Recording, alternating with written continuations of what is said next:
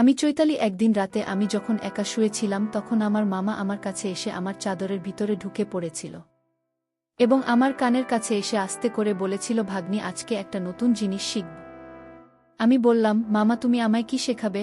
মা বলল, তোমায় আজ এমন একটা জিনিস দেখাব যা কাউকে বলা যাবে না। তারপর মামা বলল, কাল তোমাকে শেখাব। তারপর দিন পর পুলিশকে দিয়ে আমার সঙ্গে রোজ রাতে আমার নিজের মামা আলগা পুরুষ মানুষদের আমার ঘরের ভিতরে নিয়ে আসত এবং সারা রাত আমার মামা 2-3 জন পর পুরুষ মিলে আমার সঙ্গে সারা রাত। আমার সঙ্গে কি করেছিল বন্ধুরা, তোমরা জানলে ঠিক থাকতে পারবে না। আসলে আমি গ্রামের একজন গরিব ও অশিক্ষিত মেয়ে ছিলাম। বাবা মারা যাওয়ার পরে 2 বছর ধরে আমার মামাই আমাদের সংসার চালিয়ে দিচ্ছিল। না হলে তো আমরা মা ও মেয়ে না খেয়ে মারা যেতাম। তাই আমাকে খুব ভালোবাসতাম, খুব বিশ্বাস করতাম। এদিকে আমার 20 বছর বয়স হয়ে যাওয়া সত্ত্বেও আমার মা তো কোনোদিন আমার বিয়ের জন্য কোনো রকম চিন্তাভাবনা করত না। সে শুধু একটাই কথা বলতো, তোর মামা না থাকলে তো আমাদের পেট ভরত কি করে। কিন্তু আমার বিয়ে দেওয়ার ব্যাপারে একবারও চেষ্টা করত না বা কোনোরকম কোনো কথাই বলতো না। আমার মামা যখন 2 বছর ধরে আমাদের সংসার চালিয়ে দেয়, তারপরে একদিন মামা হঠাৎ করে আমাদের বাড়িতে এসে আমাকে বলল, আমার জন্য নাকি একটা অনেক বড় খুশির খবর আছে। মামা নাকি দিল্লি শহরে আমার জন্য একটা চাকরির ব্যবস্থা করেছে। মামার কথা শুনে তো আমার মা ভীষণ খুশি হয়েছিল, কিন্তু আমি নিজে অনেক বেশি ভয় পেয়েছিলাম। কারণ আমি অনেক গরিব ও অশিক্ষিত মেয়ে ছিলাম এবং জীবনে কোনোদিন শহরে যাইনি। তাই শহরের পরিবেশটা যে কেমন সেটার ব্যাপারে কিন্তু আমার কোনো ধারণাই ছিল না। আমি তখন আমার মামাকে বলেছিলাম, মামা, আমি শহরে গিয়ে কি কাজ করব? তুমি আমার জন্য এমন কোনো চাকরির ব্যবস্থা করেছ যে তুমি এত খুশি আছি এবং আমাকে শহরে নিয়ে যেতে চাইছ। এমনকি আমি তো সেলাই ও মেশিনের কাজ জানি না। মামা, তাহলে আমি শহরে গিয়ে কি কাজ করব? মামা তখন আমার কপালে হাত রেখে বলেছিল, আরে পাগলি, তুই এত ভাবিস না। নিজের মামার উপর ভরসা রাখো। আর এত চিন্তা করার কি আছে, আমি তোকে শহরে নিয়ে যাই এবং যেখানে নিয়ে যাবে সেখানকার কর্মচারীরা তোকে সব কিছু শিখিয়ে দেবে। আমি ওখানকার ব্যাপারে সব কিছু খোঁজখবর নিয়ে এসেছি। এমনকি কিছুদিন আগে আমি নিজে গিয়ে সেখানকার পরিবেশ দেখে এসেছি এবং সেখানে গিয়ে কিছুদিনের মধ্যে সেখানকার সব কাজকর্ম শিখে যাবে এবং অনেক টাকা মাইনে পাবে। তাহলে তোর মায়ের উত্তর কোনো অসুবিধে বা টাকার জন্য কোনো কষ্ট হবে না এবং তো জীবনটাও পাল্টে যাবে। অনেক টাকা পয়সা জমিয়ে 1 বছরের মধ্যে তোর বিয়েটাও আমরা দিতে পারব। এমনিতেই তো তোর বয়স 24 বছর হয়ে গেছে এবং বিয়ে দেওয়ার মতো ক্ষমতা তো আমাদের নেই। তাই তুই যখন সেখানে চাকরি করবি সেই চাকরির টাকা জমিয়ে তোর বিয়ে আমিও তোর মা মিলে দিতে পারব। আমার কথা শুনে আমার মা ও তখন আমাকে শহরে পাঠাতে রাজি হয়েছিল এবং মা যখন আমাকে শহরে পাঠাতে রাজি হয়েছিল তখন আমার ইচ্ছে না থাকা সত্ত্বেও কিন্তু আমি আমার মামার সঙ্গে শহরে যেতে রাজি হয়েছিলাম। যেহেতু আমার মা চেয়েছিল আমি যাতে শহরে যাই, আসলে আমার বাবা মারা যাওয়ার পর থেকে। কিন্তু আমার মামা আমাদের বাড়িতে থাক। কিন্তু কোনো দিন স্বপ্নেও ভাবতে পারেনি যে আমার মামা আমার সঙ্গে এইরকম বিশ্বাসঘাতকতা করবে। বাবা মারা যাওয়ার পরে আমি তোমাকে বাবার মতো করে মনে করতাম, কিন্তু স্বপ্নেও ভাবতে পারেনি যাকে আমি বাবা মনে করব সে আমার সঙ্গে এরকম করবে। মামা ও মায়ের কথা শুনে আমিও তখন শহরে যাওয়ার জন্য খুব উত্তেজিত ছিলাম এবং 2 দিন পরে আমার মা আমাকে মামার সঙ্গে শহরে পাঠিয়ে দেয়। জীবনে প্রথমবার শহরের পরিবেশ দেখেছিলাম এবং খুব ভাল লেগেছিল, কিন্তু জানতাম না যে এই ভাল লাগার মধ্যে আমার জীবনের খারাপ দিনটা এগিয়ে আসছে। তারপর শহরে পৌঁছানোর পরে একটা গলির ভেতরে দিয়ে মামা আমাকে নিয়ে যাচ্ছিল এবং সেই গলির ভিতর দিয়ে একটা অনেক বড় বাড়িতে আমার মা আমাকে নিয়ে প্রবেশ করেছিল।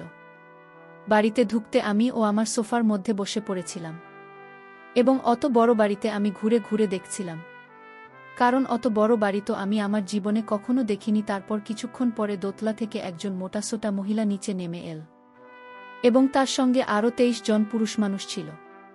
মহিলাটি মুখের মধ্যে পাঞ্চি বোধ ছিল, তার কপালে একটা লাল রঙের বড় টিপ ছিল এবং তার সাজগোজ ভীষণ অন্যরকম ছিল। সে নিজের খোপার মধ্যে লাল রঙের ফুল লাগিয়ে রেখেছিল এবং অনেক গয়নাও পরেছিল। ওনাকে দেখার পরে আমি বুঝতে পেরেছিলাম যে উনি হয়তো এত বড় বাড়ির মালকিন। তারপর আমাকে ও মামাকে দেখার পরে মামার সঙ্গে ওই মহিলার কথোপকথন শোনার পরে বুঝতে পারলাম যে মামা ওই মহিলাটিকে খুব ভালোভাবে চিনি।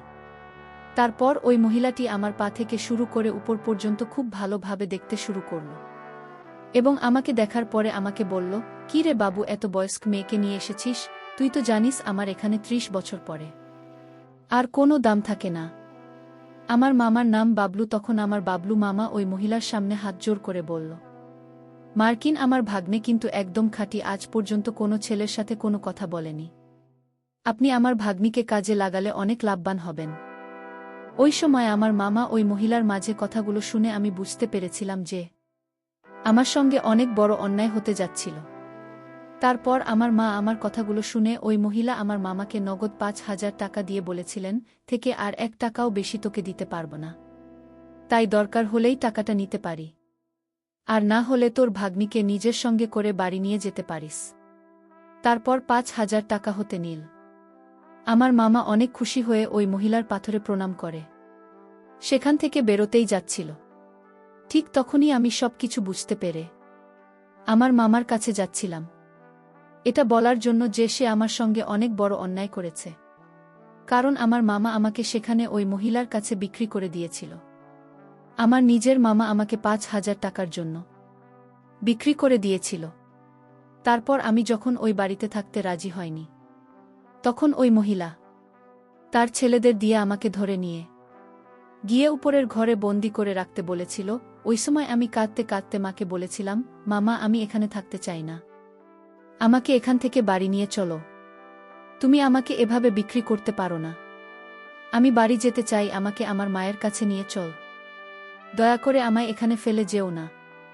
কিন্তু আমার মামা তো আমার দিকে আর ফিরেও তাকায়নি এবং সেখানে আমাকে রেখে চলে গিয়েছিল। তারপর ওই মহিলাটি যখন আমাকে একটা ঘরে বন্দি করে রেখে দেয়, তখন আমি অনেক বেশি অস্থির হয়ে পড়েছিলাম নিজের বাড়ি ফিরে যাওয়ার জন্য এবং আমি ভয়ে জোরে জোরে কাঁদতে শুরু করেছিলাম। কারণ স্বপ্নেও ভাবতে পারিনি যে আমার নিজের মামা আমাকে শহরে নিয়ে আসার পরে এমন একটা জায়গায় বিক্রি করে দেবে। তারপর সেদিন সারাদিন আমাকে ঘরে বন্দি করে রেখেছিল। তারপর সন্ধ্যাবেলায় ওই মহিলাটি নিজে আমার ঘরের ভিতরে এসেছিল, যে মহিলাটিকে ওই বাড়ির সবাই কিন্তু মালকিন বলে ডাক। আমি তো ওনাকে দেখা মাত্রই অনেক জোরে কাঁদতে কাঁদতে ওনার হাতে পায়ে ধরে বললাম, "মালকিন, আমাকে এখান থেকে বাড়ি যেতে দিন। আমি এইসব কাজ করতে পারবো না।" মালকিন তখন আমাকে জোরে পিছন দিকে ঠেলে দিয়ে বললেন, "প্রত্যেকটা মেয়ের এসব নাটক আমাকে দেখতে হয়। তাই তোকে বলে দিচ্ছি, আমার এখানে বেশি নাটক চলবে না। একটু পরেই কিন্তু বিদেশি মেহমান আসবে এবং ত্বকের সাথে খুব সুন্দর করে সাজিয়ে দেবে এবং ভালোভাবে সুন্দর করে তৈরি হয়ে থাকবে। আর আমার মেহমানদের খুব খুশি করবি, এর বদলে তুই অনেক টাকা পাবি। তোকে তো আমি ফ্রিতে কাজ করাব না। তাই এসব কান্নাকাটিও নাটক করা বন্ধ কর। আর একটা কথা ভালো করে শুনে রাখো, এখান থেকে আজ পর্যন্ত কোনো মেয়ে কিন্তু পালাতে পারেনি। তাই তুইও পালানোর চেষ্টা একদম করবি না, নইলে কিন্তু খুবই খারাপ হবে।" সেদিনের থেকেই আমার জীবনের সব কিছু পাল্টে যায়। আমি যেটা কোনোদিন স্বপ্নেও ভাবিনি সেটাই আমার সঙ্গে হয়েছিল। তারপর সেদিন রাতের বেলা আমার ইচ্ছে না থাকা সত্ত্বেও একটা ৫০ বছর বয়স্ক মানুষ আমার সঙ্গে সারা রাত, এমনকি ওই লোকটা যখন আমার ঘরের ভিতরে প্রবেশ করে, তখন আমি প্রথমেই ৫০ বছরের লোকটার সামনে হাত জোট করে অনেক কাকুতি মিনতি করেছিলাম। কিন্তু ওই ৫০ বছরের লোকটা আমার কোনো কথাই শোনেনি। সেদিনের পর থেকে আমি অনেক চেষ্টা করেছিলাম ওই বাড়ি থেকে পালানো, কিন্তু আমি পালাতে পারিনি। এমনকি ঘরগুলোতে একটা জানালা ছিল না। এবং সে দিনের পর থেকে প্রত্যেক দিন নতুন নতুন লোক সারারাত আমার সঙ্গে। এভাবে প্রায় ১ মাস হয়ে যাওয়ার পরে আমি বাধ্য হয়ে এটা কি আমার ভাগ্য বলে মনে করে নিয়েছিলাম। তারপর ১ মাস ওই বাড়িতে কেটে যাওয়ার পরে শহীদুল নামে একটা ৩৫ বছরের লোক আমাকে দেখার পরে আমার সঙ্গে সময় কাটাতে চাইতো এবং শেষ সপ্তাহে ৪ দিন করে আমাদের বাড়িতে আসতো এবং আমার সঙ্গে সারারাত সময় কাটান। এইভাবে ধীরে ধীরে শহীদুলের সঙ্গে আমার বন্ধুত্বের সম্পর্ক তৈরি হয়। কারণ সে সবার চাইতে অনেকটাই আলাদা ছিল। কিন্তু শহীদুল অনেক সময় টাকা দিয়ে শুধুমাত্র আমার সঙ্গে নিজের মনের কথাগুলো বলতে আসতো এবং সারা রাত ধরে আমার সঙ্গে গল্প করত। সে যখন আমার কাছে আসতো তখন নিজের দুঃখের কথাগুলো বলতো। আসলে তার স্ত্রী তাকে ছেড়ে একটা পরপুরুষের সঙ্গে পালিয়ে গিয়েছিল এবং তারপর থেকে সে নিজের মনের কষ্ট দূর করার জন্য এই বাড়িতে আসে এবং ধীরে ধীরে আমাদের মাঝে অনেক ভালো বন্ধুত্বের সম্পর্ক তৈরি হয়। এতটাই হয় যে সেদিন না থাকতে পেরে আমি নিজের মনের সব কথা কিন্তু শহীদুলকে বলেছিলাম যে কিভাবে আমার নিজের মামা শুধুমাত্র ৫,০০০ টাকার লোভে আমাকেই বাড়িতে বিক্রি করে দিয়ে চলে গেছে। এভাবে আমার প্রায় ওই বাড়িতে থাকতে 7 মাস হয়ে যায়। তারপর সেদিন যখন শহীদুল বাবু আমাকে একটা কথা বলেছিল তখন আমি ওই কথাটা নিয়ে অনেক ভেবেছিলাম।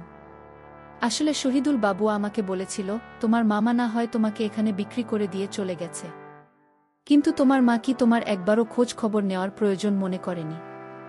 এতদিন হয়ে গেছে, তোমার মা তো তোমাকে দেখে যেতে পারেন। সেদিন শহীদুল বাবুর কথা শুনে আমার মনেও কিন্তু খটকা লেগেছিল। ওদিকে শহীদুল বাবু অন্য পুরুষদের হাত থেকে আমাকে রক্ষা করার জন্য প্রত্যেকদিন রাতে মালকিনকে অনেক বেশি টাকা দিয়ে আমার সঙ্গে গল্প করত। এবং এইভাবে আমি যখন একদিন মা হয়ে যাই তখন আমি খুব ভালোভাবে জানতাম যে শিশুটি কার। আমি যখন মা হয়েছিলাম আমি আর বাড়ির কাজ করতে পারতাম না।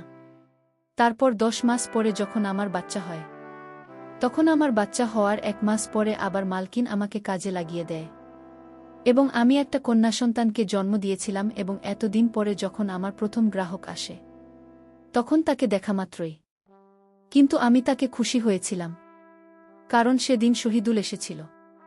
তখন আমি তাকে এটা বলিনি যে আমার সন্তানটা তার সন্তান, কিন্তু আমি তাকে এটাও বলেছিলাম যে আমি আর এখানে থাকতে চাই না, কারণ আমি খুব ভালোভাবে জানতাম যে আমার মেয়ের বড় হওয়ার পরে কিন্তু মালকিন আমার মেয়েকেও এরকম কাজে লাগিয়ে দেবে এবং তার ভবিষ্যৎ তো খারাপ করে দেবে। তাই যেমন করে হোক আমি আমার মেয়ের ভবিষ্যৎ ভালো করার জন্য সেখান থেকে পালানোর উপায় খুঁজছিলাম। এবং সেদিন আমি শহীদুলকে বলেছিলাম যে যেমন করে হোক না কেন আমাকে যাতে এখান থেকে আমার মায়ের কাছে গ্রামের বাড়িতে রেখে দিয়ে আসে, তাহলে তার এই জয় আমি জীবনে কোনোদিন ভুলব না। আমার সব কথা শোনার পর শহীদুল ও আমার সাহায্য করতে রাজি হয়েছে। তার 3 দিন পরেই শহীদুল মালকিনকে 3 গুণ টাকা বেশি দিয়ে আমাকে বাইরে ঘুরতে নিয়ে যাওয়ার কথা বলেছিল এবং টাকা বেশি পেয়ে মালকিন মঞ্জুলবাবুর প্রস্তাবে কিন্তু রাজি হয়ে গিয়েছিল। কিন্তু মালকিন আমাকে আগেই বলেছিল যে আমি নিজের বাচ্চাকে যাতে বাড়িতে রেখে যায়, মানে মালকিনের কাছে যাতে রেখে যায়, আমার বাচ্চাটাকে মালকিনের কাছে রেখে যেতে হবে। এবং আমি এই প্রস্তাবে কিন্তু রাজি হয়েছিলাম। তারপর সেদিন আমিও শহীদুল যখন চুপচাপ আমার গ্রামের বাড়ির জন্য রওনা দিই তখন কিন্তু শহীদুল বাবু আমাকে ট্রেনে বসে দিয়েছিল এবং আমার হাতে 5,000 দামের একটা মোবাইল ফোন দিয়েছিল ও তার আরেকটা মোবাইল ফোনের নাম্বার আমাকে দিয়েছিল, বলেছিল কোনো কিছু অসুবিধা হলে আমি যাতে তাকে ফোন করি, আমি তোমার সাহায্য করার জন্য এগিয়ে আসে। এই কথাটা শহীদুল বলেছিল এবং মালকিন কিন্তু এরা জানত না যে আমি আমার ব্যাগের মধ্যে আমার বাচ্চাটাকে চুপচাপ ধরে নিয়েছিলাম, যেটা বাড়ির কেউ জানত না। তার পরের দিন সকালবেলা আমি যখন আমার গ্রামের বাড়ি পৌঁছে যাই তখন আমার মা আমাকে 1-1.5 বছর পর দেখে খুব খুশি হয়েছিল। কিন্তু সেদিন রাতে আমার মায়ের আসল চেহারা দেখে তো আমার মনে হলো আকাশটা আমার মাথায় ভেঙে পড়ল। যখন আমার নিজের মা আমাকে ঘরের ভিতরে ডেকে আস্তে করে সব কিছু বলেছিল যে আমি বাড়ি থেকে আমার বাচ্চা মেয়েটাকে নিয়ে পালিয়ে চলে এসেছি, তখন আমার মামা বাড়ির মালকিনকে ফোন করে সবকিছু বলেছিলেন। আমি যখন আমার মায়ের সত্যিটা জানতে পেরেছিলাম তখন আমিও লুকিয়ে শহীদুলকে ফোন করে সবকিছু সত্যি কথা বলে দিয়েছিলাম। এবং আমি তো স্বপ্নেও ভাবতে পারিনি যে আমার মতো একজন মহিলার সাহায্য করতে শহীদুলের মতো একটা ভদ্রলোক এগিয়ে আসবেন। তারপর সেদিন রাতে ওই বাড়ির মালকিন তার 23 জন চাওলাকে নিয়ে এসেছিল, আর এদিকে শহীদুল পুলিশ নিয়ে হাজির হয়েছিল। তারপর আমি আমার সমস্ত কথা পুলিশকে খুলে বলি। তারপর মামা এবং মার্কিনকে এই নিষিদ্ধ ব্যবসা করার জন্য তাকে পুলিশ ধরে নিল, আর আমার মা আমার